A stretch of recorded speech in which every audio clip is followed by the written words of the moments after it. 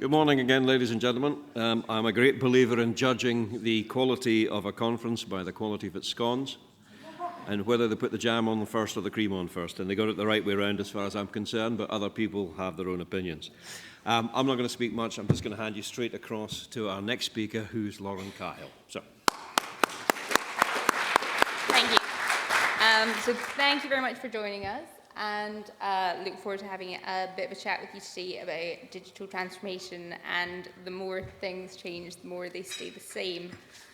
So what I'm going to do today is give you a brief introduction to me and my background, because obviously that will colour some of my opinions, so I'm going to be upfront and transparent about that. And then talk about what I do with the organisations in my portfolio, and then how I try and get the change to land and to stick. So firstly, a little bit about me. So my name is Lauren Cahill, as you know. I am a transformation director for Cairngorm Capital, a private equity firm based between here and London. And we've got a portfolio of companies, and I look after the technology strategy and technology delivery within those companies. How did I get there? A little bit of a circuitous route. So I actually studied physics at the University of St Andrews, and I'd say that probably flavours quite a lot of my opinions, because obviously it was very data-driven, very much based in Excel, very technology-led. And then I got a phone call from a recruiter in my final year who said, "Do you like technology?" And I was like, I guess. And then they said, "Would you like to work in India?" And I was like, absolutely. Like, I'm 20, this sounds brilliant. And it wasn't until afterwards I realised it was to work for Tesco. And it was to work for the Tesco Technology Leadership Graduate Scheme. And when I was there, I worked with a very, very impressive chap who was the CTO, Mike McNamara. And he was a bit different and a bit ahead of his time, where he really believed that technology should lead the business and technology should go hand in hand with the business. He never saw them as being separate things. He never saw them as being the tech team and the business team. So from the very outset of my career, I was taught that you had to understand the business, you had to understand the commercials, and if you wanted to make change through technology, you had to sit on that checkout and make sure you knew what our frontline staff were doing, so that you could make the right decisions and the right changes.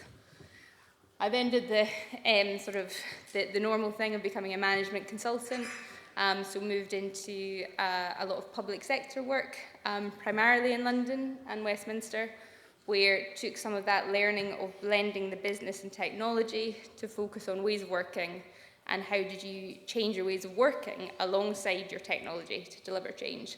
And you'll see that as probably a theme that comes through. I then did some agile coaching for Lloyds. In fact, the last time I was here was pre-pandemic at Agile Scotland, giving a not dissimilar presentation, to be honest, because as I'm going to go into, the more things change, the more they're exactly the same. And finally now, so I'm in my role as Transformation Director at Cairngorm Capital. So if we move into supporting the transformation, and why I make this phrase, not flippantly, that things are always the same, is because, and I'm sure you've heard it multiple times today, I called one of my colleagues out for it last week because he said it. We all hear it's not about the change, it's not about the technology, it's all about the people. Like, how many people have heard that even today? And you think, okay, great, but you've been telling me this for 15 years now. What do I do about it? I know it's about the people, but how can I actually make the change? And the things I'm going to talk through today are using some sort of psychology, some sort of tricks, of very basic things to try and make people actually make the change, and where the big problem is with perception and how people behave, not actually the issue of the technology itself. So how do we support transformation within our portfolio companies? So up here there's a graph that I think it pretty much describes where the problem lies. So if we look at the top, when we buy a company or when we acquire a company, or for your examples, when you want to make a change within a company or within your organizations, you know that immediately there's going to be a lot of disruption.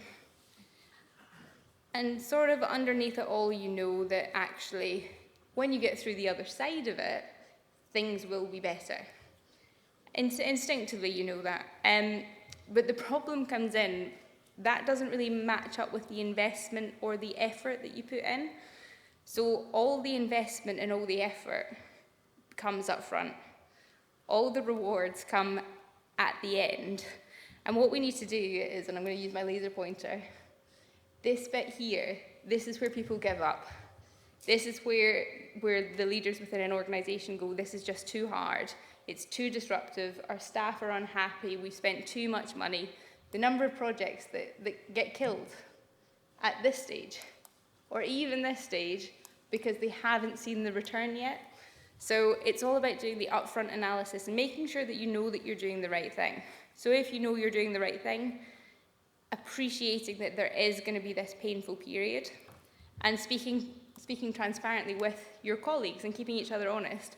Are you just in this horrible phase where things are difficult? Because actually sometimes things just are difficult and you have to embrace it. It's not going to be easy.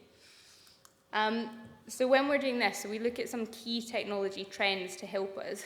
And if we align to these three things at the moment, we think our organizations are sort of on track to go through that difficult period. The first one is agility and scale. So is this disruptive thing that you're doing, is it going to give you the ability to be agile and scale in the future? Are you laying the foundations for the future? The next one is commodity services versus USP. So again, you're in this feeling of turmoil. Is this something that actually, realistically, you could just buy off the shelf? Or is this something that is a USP to your organization? Is this something that's actually going to give you market or competitive advantage? Is it something that's going to make your users delightedly happy? If it gives you this sort of advantage, then it is worth the effort and it is worth going through that bump. And then finally, automation and analytics. If you guys take a walk around the stands upstairs, you'll see just how crucial data, automation, AI is becoming. Again, going back to the first point on this, you need to have the foundations in place before you can get any benefits of that. So if you want to get the benefits of the automation and analytics, if you want that insight, you have to go through the pain to make sure that the foundations are in place. So those are the sort of three pillars that we use to drive everything that we're doing. So is it going to give us one of these benefits? And then finally, how do we think about when we're implementing these things? So there are three ways that we try and make the difference, and three ways that we try and jump ahead of the curve. The first one is choosing the right technology at the right time. So that's understanding your organization. Is that technology appropriate for you? So again, an example from upstairs or from, at the moment, every meeting I have at work. Could we use ChatGPT for that? No. Could we use ChatGPT for a chatbot? No. Do you have any data? Why do you want to do this? What is the business need that you want? So choosing the right technology at the right time might mean making the boring decisions. Do you actually just need to get a more robust CRM? Is your financial data right? Do you have the right old-fashioned money now, but do you have the right ERP in place to let you do these cool things? Or have you done any of that? So that's some of the things you need to think about. The next one is overcoming legacy and biases. So are the people within your organization ready to make the change? Do they have inherent biases? Do they have a certain perception that you need to break? And then finally, bringing together the right team.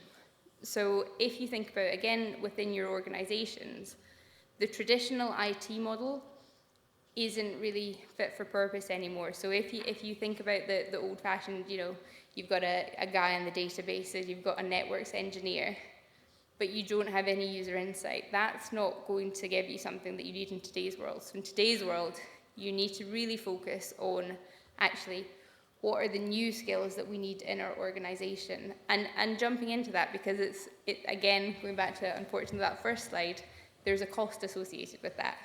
So thinking about where's the best place to spend your money, where are the right skills you need, and getting it into your organization at the right time. So what do we do to future-proof our organizations? So in this section, I'm just going to talk about, again, there's a few pillars that we use to make sure that our organizations are fit for the future and fit for purpose.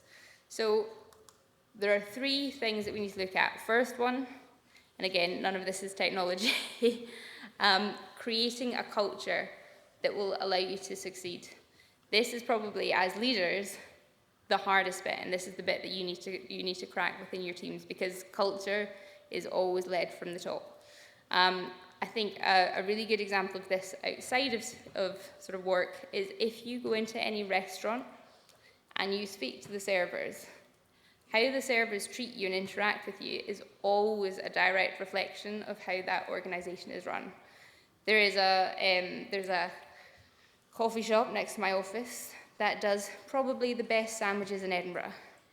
Oh my goodness, the service is the most appalling thing you've ever seen. They're always rude, always late. One day they forgot to make my sandwich, and I asked them where it was, and they shouted at me for asking where it was. But then you see it later, right? You see it a few days later when I'm in and someone's stacking the shelves and the owner's just being rude to them. And you think, well, actually, I can see why that's fostered. They're not bad people. Absolutely not. They're doing their job. But the culture comes from the top, and what you see repeatedly day in and day out is what you have to come to expect in your organizations. So what are the things that as leaders you need to do? Learn fast and fail fast. So try and be a little bit more vulnerable with your teams. Make sure that people know that it is okay to make mistakes as long as you learn from it. I always like to say learn fast rather than the whole fail fast, because actually if you fail fast repeatedly, that's garbage too. That doesn't help anybody. The next one is measure the outputs and not the inputs. So are you getting what you want? What is it that you want in your organization, and are you getting it? Thinking about the new workforce does have a slightly different style. Post-pandemic, people have taken upon themselves different ways of working. We can't control that. There's so many factors outside your control. So don't worry about the inputs, just worry about the outputs. As long as my team are delivering, I don't mind. As long as my door factory is making the right number of doors, that's fine. How they choose to do it, I can't get myself involved in that, because they're adults and we have to trust people to do their job. And finally, encourage experimentation. So encourage people to experiment where they can in a safe environment. The next one would be embracing new ways of working. So previously I mentioned that I work in organizations such as door factories or ambulance depots. How do you make these changes there? Well, make sure everything is user-centered and value-driven. So in fact, it doesn't matter what industry you're in.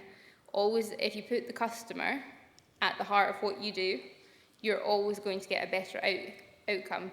You're always going to get somebody who's a little bit more diligent on sanding their door or putting the right letterbox in the door, because they can think of Mrs. Miggins, who's going to have that on their house.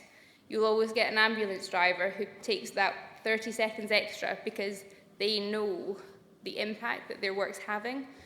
I was doing a change actually only last week where someone in the middle of the door making process just said, "But Lauren, I don't understand why I'm doing this," as he was putting things into the system. So we took him and said, well, actually, end to end, this is the whole process. This is where your bit fits in. And I'll learn from my mistakes here, have some humility.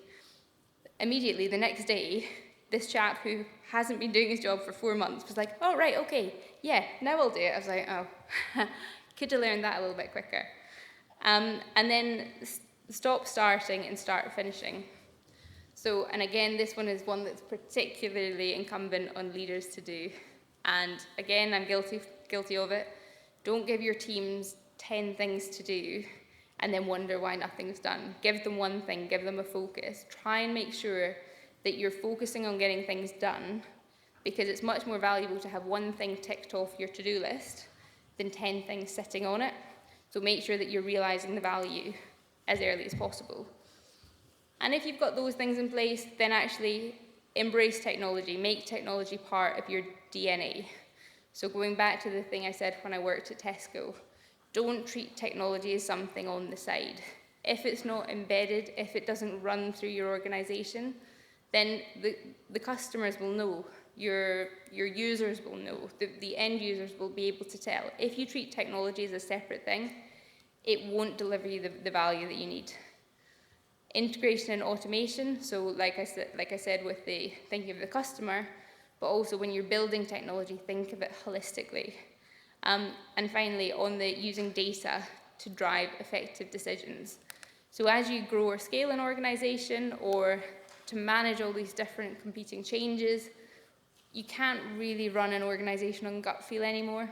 So if you think about previously, you could run a butcher shop because you kind of instinctively know that this is how it goes. But actually, as the world is changing quicker and quicker, it's much, much less easy to make those sorts of decisions. And then finally, the real benefit is when you bring it all together. So again, this year, I'm not going to tell you that we're brilliant at all of them. We're not. None of my organisations that I work with are great at all of these things, but just having this as a really simple metric can keep us honest. Are we working on the culture? Are we working on the ways of working? Are we working on the technology all together?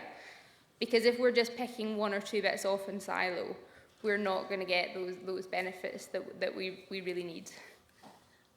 So that's our goal for our organisations, is working towards this. So how do we work towards it?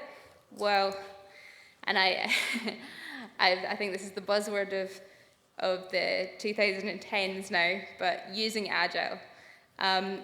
Previously would have got called an Agile evangelist. I don't think that's quite fair. Some people in this room actually have worked on some Agile projects with me, so you can be the judge of that. But what is Agile? So my personal view is that it's gone quite far away from the heart of what it's really supposed to be. So when I'm working with organisations, I bring it back because I don't think it's about having a Scrum team to make you an app. I don't think that's what it's about. I don't think it's about having a scaled Agile framework. I am certified, full disclosure, but I don't think it's about having a massive framework that actually is just rules and regulations in your organisation. I think it's building the ability to adapt and change within your organisation. So how do we approach planning? So if you think about in the olden days, you could have a target, you had where you wanted to get to. Even if you think about building a structure, you know you want to build a bridge. But actually, we find that nowadays, trying to get there, there's all sorts of bumps in the way. So there's funny weather, or there's a shortage of some staff, or there's something else that will disrupt our plan. But actually, if you think about how quickly technology is changing, the problem is not even that we have disruptions in our plan. The problem is that where we thought we wanted to get to, it's not where we want to get to anymore, because actually 5 new versions of something have come out, so we need to change. So that's where the Agile approach of breaking things down into sprints, regardless of what you're doing, is just a good thing to do within your organisation. So if you have any goal and you break it down into whether it's 2-week sprints, 6-week sprints, make sure you're always breaking things down, because then, no matter what happens, you're always able to adapt to the change. When you're talking about Agile, actually, think of it as a mindset, not a methodology. Think about it as being previously, you would have a fixed scope and your cost and time scale, regardless of how good your project managers were, are always going to be flexible. You're never going to get it quite right.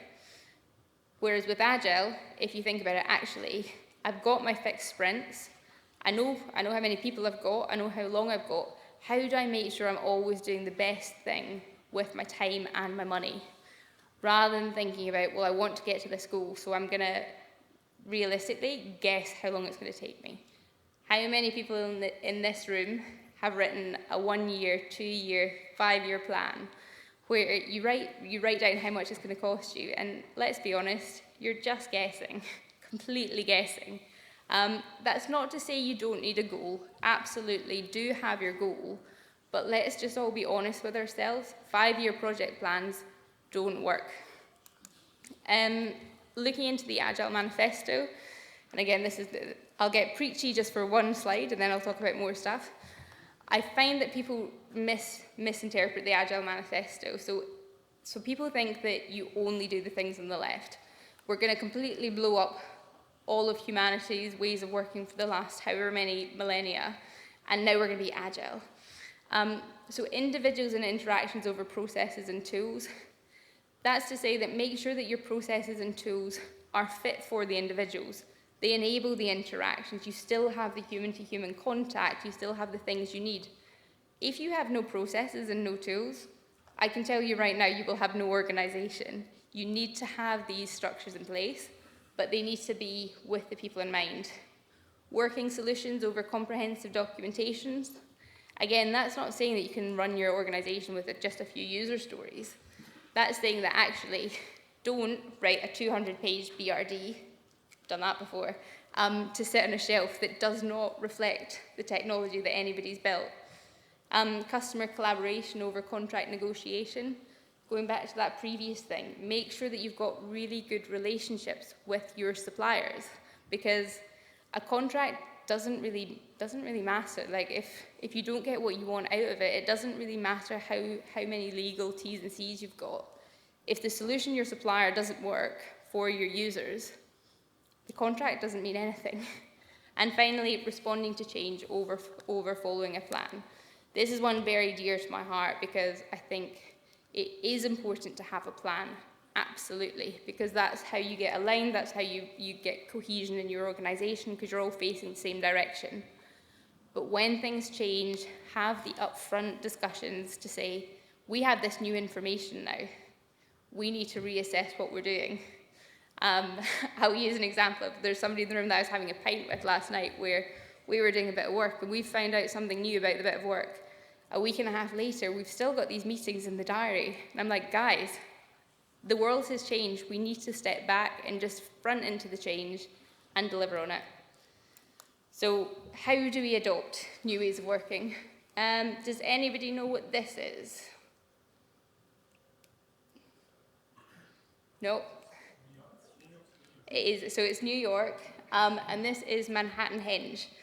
So what this is twice, I think it's once a year, the sun will set directly between two buildings in Manhattan. And the reason that I put this slide up is because if you look, you will see on the left all the people on the street, you'll see on the right all the taxis stopped. This is middle of Midtown New York, at I think about 4:30. People are predictable. People are predictable. We liked this in Stonehenge. We like patterns. When the sun sets nicely in between two buildings, like one of the busiest cities in the world comes to a stop. So how do we use that in our teams? How do we use this predictable behavior? So one of them is Cadence. So when you have an annoying agile coach that says you need to make sure you stick to your meetings, you need to make sure that you stick to the ceremonies, it's because people build habits through repeated behaviors. So try and get some consistency and cadence within your teams and within your organization, because the more familiar people are, the quicker the meetings themselves get, but people get used to Tuesday at 2 p.m, that's when you do X, Y, or Z. Make sure that you're helping people get used to that idea. The next thing that is predictable is intrinsic motivation. And this is where we all need to put like our positive mindsets on, because we all get frustrated at work. We all think, why does David in accounts do that every week? I can tell you with a good amount of certainty that David in accounts isn't just trying to wind you up. People don't come to work to do a bad job. So it's identifying what around them is causing them not to do a good job. How do you help them do the job that you want them to do? Build on people's intrinsic motivation to do a good job. And when you think about Agile, that's where self-selecting tasks. So if people self-select a task, or if people it doesn't even need to be out of their own head. You know, you can have 5 tasks. If you get people to self-select, they're much more likely to deliver on that task. And then on the user-centered design, so when I said before, if people understand the end user, so if you can get the understanding of the end user across your organization, people are much more likely to do a good job for that person that they can imagine, for that person that they know is going to be using your service or using your technology, and build on people's own intrinsic motivations. And finally, use short iterations and relative sizing. So again, we're not very good at predicting the future. So when you're looking at your project plans, let's all be clear, we can't predict the future. So be realistic about it. So be honest about the fact that it's an indicative plan. This is what we think we're going to be doing. And then doing something that we're really good at as humans. So how big is Jupiter? I don't actually know. I've done this presentation previously, so I probably should know, but I don't. Or how big is Pluto? But I do know that Jupiter's bigger than Pluto. So when you're trying to size things, we have inbuilt psychology that humans are really, really, really good at relative sizing rather than doing things in absolutes. So embrace that when you're discussing how long is that going to take with your team. Well, it's going to take longer than this, right? Okay. But then we have a feel of how big our workload is. And on the Agile world, that's where the Fibonacci sequence comes in, and that's why people do the planning poker. So that was a very quick run through of something I probably could have talked about for a lot more. But do people have any thoughts or questions? Does anybody have a question at all? It was obviously very... Sorry, Yeah. Thank you very much. Get a microphone to you. Identify yourself, please. Hi, I'm Leslie from NatWest. Hi. So I too am certified, and I really resonate with everything that you've said. Thank you. And I would urge everybody in the room that it isn't just theory. It really, really makes huge difference. If you can connect with that diagram that you put up that was every single thing in the three, right? You have to balance them all and get them all right. So I've moved from theory into becoming a practitioner, and it's a revelation. However, the thing I'm struggling with now is you don't really know what it is until you are a practitioner and get and reap the benefits. And what I'm finding is that there are now more people who don't know really what it is versus those who do. And I feel like we've made huge steps forward, but then we're regressing because there's more people who think they're doing scaled agile, but they're not. Yeah. So how do you cope, or how do you overcome that? So I think there's two things that I do to varying degrees of success. The first one is when it comes to explaining concepts, I always, especially with my team, I make sure I explain the why. So I don't know that some of you that are familiar with Agile, I think you will have known what I was referring to in all those previous things, but I didn't really mention poker-based planning. I didn't really mention what the ceremonies were. I focused on the why. And I think a lot of people who learn from theory and are not practitioners, they don't know the why and they don't know the examples. So for each of the things that you're trying to communicate, the thing I try and do is explain why, like explain the psychology behind it, and then build up some examples. So examples of where it worked well or where it didn't work well. So again, for example, for the poker-based planning, I was working with the NHS. The director told me, absolutely, we know how much time this is going to take. And he didn't like me at the best of times. And he was like, this is stupid, you're wasting my team's time, we know it's going to take us 12 weeks to do this. I then went through the exercise with them and got them to break everything down, do the poker-based planning. And from that, we realised that they had about a year and a half's worth of work that he told them to do in 12 weeks. So that didn't help him like me at all, but it did however help his team. So I think as you're doing it more and more often, building up those examples where you can talk to people and say, look, this is the actual real life example of where this did work well and also where it didn't work well. So get real life examples and it's just going to be doing it over and over. Unfortunately, like, it helps me that I've got a lot of war wounds from it. So it's just doing it over and over again, and you start to build up your repertoire of horror stories, unfortunately. Can I, just in terms of time, I'm going to have to leave. I can't possibly grab her, afterwards and ask her a question at that stage. She said, I heard the applause from next door too, and we need to sort of do a transition. Can I ask you to thank Lauren one more time, please? Thank you.